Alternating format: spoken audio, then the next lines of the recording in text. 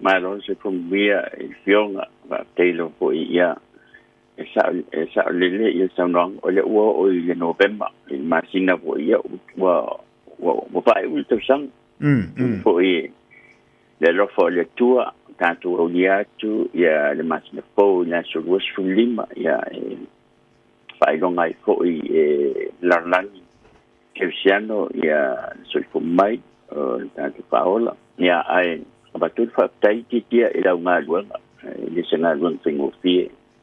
o poto telefo e malo le tulu lo tanta na mai ila ngalwa ai fa tai na ngalwa tua tua vai tua fu malo le tulu ya fa tala fa tulu malo le tulu ya mese na uwa avel bi inga le tua tanto proclame momo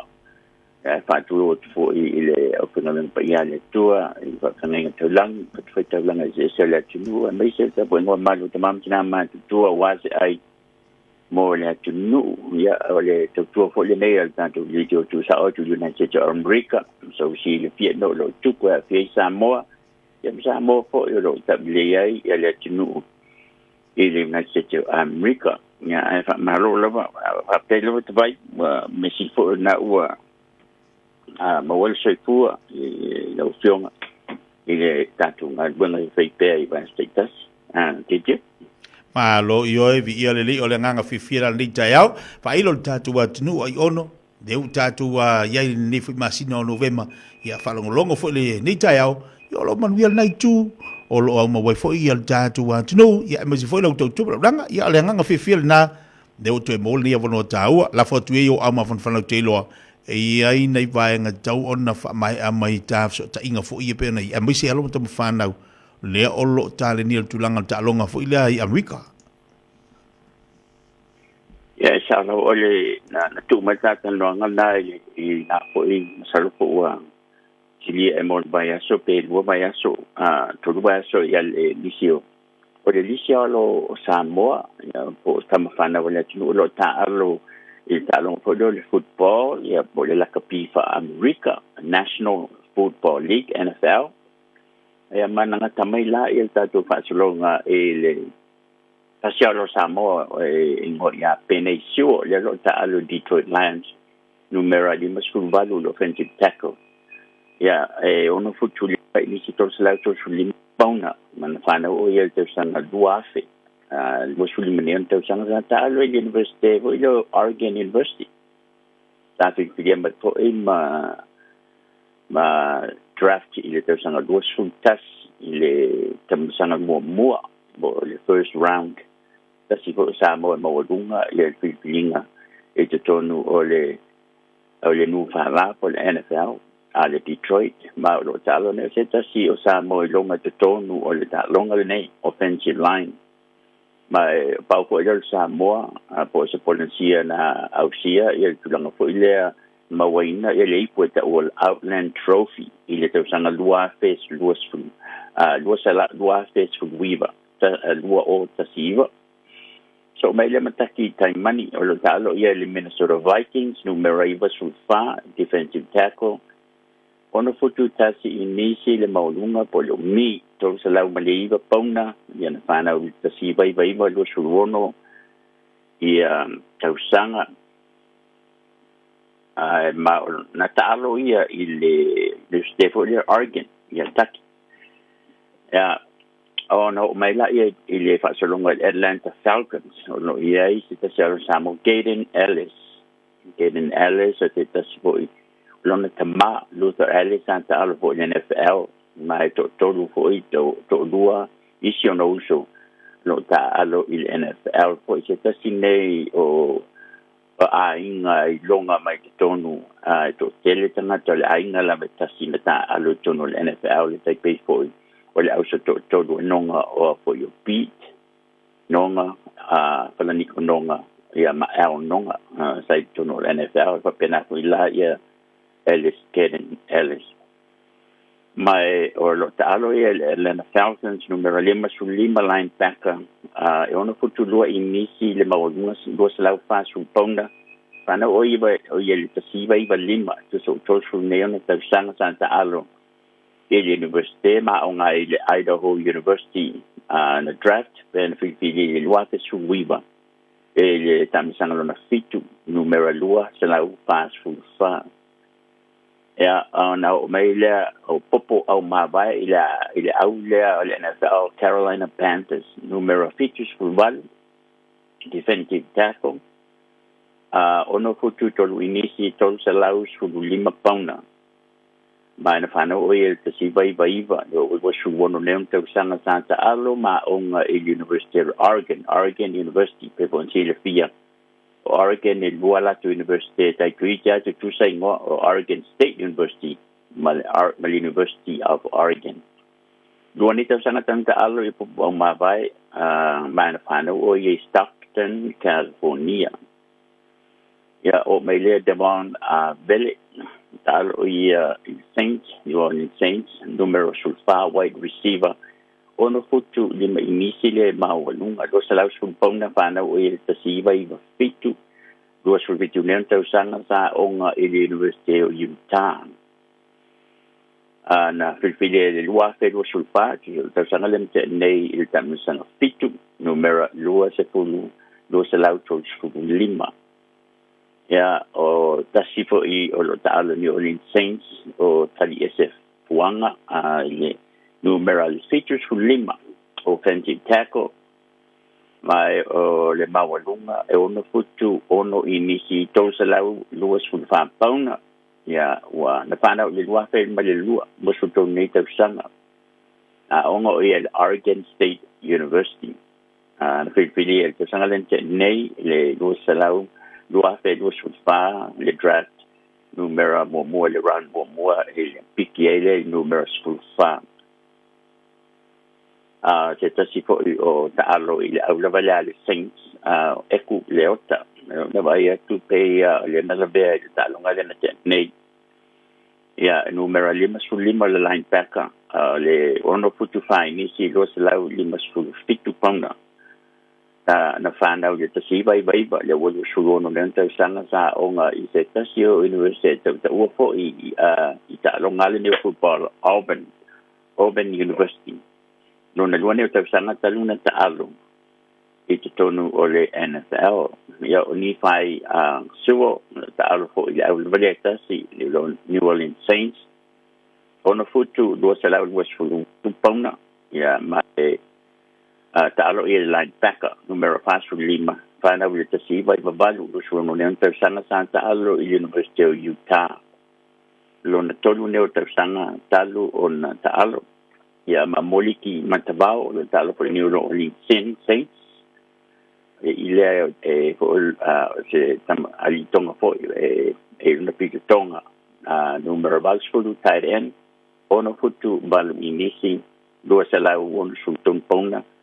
pana o ye le doa mal to yo wo su do le te sanga na taalo o ye ta University ta o UCLA si fiel malo le tunu University of California Los Angeles se ta si University te le ile la rangia to pana o ye ile doa fe mal to na fifili o ye te sanga nei doa fe su lima draft e tamisanga na fitu numero 2 fa valu we say rookie Vita there taalo nei o ye the Tampa Bay Buccaneers numero 5 defensive tackle ono futu fa inisi le maulunga to salau fa su fitu pona pana o ye il tesiva i lima ile le nuule o Milpitas California ya tesiva i lima o to su mita sana sa taalo ma o University of Washington by the Philippines, il est à loi sur le bal, il est à Momo, round 1, piqué, il est numéro sur le loi, il est Tampa Bay. Tana Tavla, alors, Tala for Tampa Bay, Buccaneers, numéro bal sur le fa, Taren, ono futu, ono inisi, loi salaw lima sur le pona, lima mafa. Find out that the si vai baval wa do sulam later sang sa taalo yama onga University of Illinois State ya onga le university le pia te mantoina te UCC fa ta mai au le au nu sa fa mo pia o university le ta onga po ia le po tamali le tunu ma pia onga mo ave ma professor ole ta finita sana tanun ta allo ia taula mai na fa no o ia Independence Missouri ole va na le po le nu le Independence Missouri so tele sa mo lo yai masani po no bo yai ite me fai la ko le lanto flag day po le so le fua mai matango pie fo ima to tele ya tukuma e o le tunu o lo yai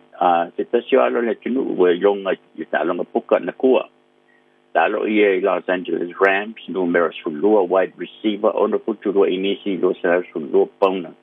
pana oye le dua se maltasi de world was fulfani te sana santa alo yama on ile Brigham Young University i Provo i Utah na fizige oye le draft lua fe was fultono il tamisanga lima le numero tasi fitu mai ole te vai tu pesan la be il talonga le vai tu yo o tafa o seili o le rib injury le te vai ai le tulanga lo ai se ta sia lo samo longa la ta alo mai la ia il San Francisco 49ers before to see ia se ta si po o alo tamali ia le tinu me se po ile sunga se yuli che si sa po le vana ta alo to tono San Francisco 49ers in San Jose ya le la o mai o le lo ta alo ai ile sunga ya Dominic Puni numero fetus reliever it should be to regard my own futu lima missing to salaus to pona le mafa pana o ye le luafe o lo su lima nei sanga al mai taimi na ta alo ai ta alo ma on ile University of Kansas mai sama o lunga po il tabi filia o ye meta all Big Ten first team kita CEO division a university po kolisi sele malo si tonu o le netno se filia ye ta sanga le tene do afelo sulfa ile numero tolu numero malo sumono pana o ye St. Charles te tonu o Missouri eta si sama po le to teleni si le Kendrick Bourne San Francisco 49ers numero sulfa wide receiver ono fututa si inisi lo salama le pona pana o ye te si ve lima o to su native sanga pana o ye Portland Oregon ye misal mane fo le fa malongo ni so sa mo jong o lo fa ya ngai ma professor se ta si sa mo longa o le pingo ya vui siata Dr. Pero tu falava eu apenas foi comentai foi o Dr. Jackson o lo ia po to Portland State University ni sia lo we long ai foi ta to nu mana ta alno e Kendrick Bourne ile University of East Washington even ita sanga tang ta alo to sulu na ta sanga ya mai o lontinal Samoa na draft momola by New England Patriots lua felu futasi ile lua felu sulima ya na piki mai San Francisco le lua felu fitu o mai nei o lo ta alo ai tu so lima nei ta sanga tang ta ya o Brandon Billy o lo ta alo ile Seattle Seahawks numero liba sulima defensive tackle ono futu to inisi to sala to pamponda pana o ye to si vai o sulono ne on te sanga ta alo University of California bo USC to ni te sanga talon ta alo hana o ye Anchorage Alaska o le sibo ile to tele yo samo lo ye pe pon si pieza o pa talon no ina se ta si o fa tenga e por fe au ina fo i Alaska ina i vai a so wotea samo monta alo ile Miami Dolphins ile lua felu sultolo lua felu sulima ya on draft mailea ma trade ile Seattle Seahawks ile lua felu sulima o mai lava ile neighbor time le lo talo e tono Seattle Seahawks ai ona i minute lo te o lo training o le talonga nei tu se to sulua ia awolo iai a tangi na mata mai le NFL ele tasiva no tasanga tasiva was food Canton Ohio tu sana sulfa a o le tausanga nei to sulua au na bai bai la io division te lua sulua no i tu east male AFC male NFC ia la no ta almai ai o na faila io play out por pa uma no fo il fai un tau sanga ia o le au champini mai le AFC le au champini mai le NFC ia ona ta alolo le Super Bowl le fo tu si sia Super Bowl sa lo por fai un o fo o yan worry ia se ta si o be bagi fo e Paula vale au on pe ana tangata le lautele po tangata po le nu ese mai o au uma la vai to futasi e la to owners po tangate uninga po se ainga la to bo billionaire so tangata ni fa tawa au tasi la vale au ana le nu ona Green Bay Packers ia o le fo na tele na pe subscribe el to tele ona ele au ele o ninga pe ana ese company ia ai ana tangata le au fo le magi ele la to waiting list tu sa wa sold out tickets ale au le ele i pingal ta longa ta sana le la sa nei mai si ta sana to se pulu lu manai wa umma ona fa ta umma tickets na ole mela le lo ye ne Queen Bay Packers tu sa esilia mal se lau to su fitu wafi the waiting list tangata le fa tal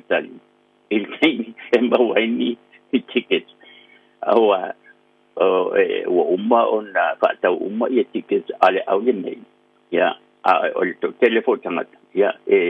si vanga na wa madilu ya ona to atu la ya la to fa na ya e pani u falen mai o lisi ko ime ala tal no lemta ona o tino famo hatu stusale pe o lisi le van tino famo hatu stusale la kapi fa Britannia mai la kapi fa America la le tu la fono nai manaki nai bana la kine pe manero ele tu la fono le la etasi o le la tal no tu la fono eta u lo te inai ia mata ia ia tangata lo ta alo eta o salary cap e anala on the file salary cap ina ia tisai tu pe fa alu ina ia ta pia mai ai au sinin tama oinga ona malo ta sin tau bango te tong lo no winga ana fa pe e te tonu ia le la kapile ia o blacks ma uma ia te tonu o le NFL e fa sa ona ovati tu pel All Blacks ai tau leni tu pel al Mansamo no winga el salary cap la tu atu lo la ia el salary cap la tau sanga ni lo será fit suiva miliona ta la il outaitas e te tongi tangata no winga tu sale te tongi o lo será fit suiva le e fa tu la fanoina I au uma to sulua ele me fa na siliatu ma fai ona e lu ngai la ula o pe na se la milion da fa ngal ta sang ai o I o salary cap e lo wa matai no in ala na fa tu sa uma ia salary cap nei o au uma ina ia awai nei seli le mal si anga tama ainga o no winga ava penela na o ava to lista ngata le bilionea o una sultala le tanga no inga malo ale awale ile billion tala ai no pono fola o wana li botala le tongela wa na tapi o tulanga le tu pulta to mansama o ila le NFL le salary cap le tu sa mai a ona ba ai ya le tu le nei it's a business o employment opportunities ai selva ai la kapifa Britania el pele ba ai business ai pe ba ai fo le se me asa tu yon on fa appeal no ele wa ese ia mas anga tama ainga fa let's anyway on all thing that total no I ilu matu o tu la fono nei e mane fo il tanto no o fo stato mama anga e va ya fa fo isu pusala ni on ma vai tu la na portal tai fo tengi sera na ti yama mo nei tai mi mal nei tu la sei fo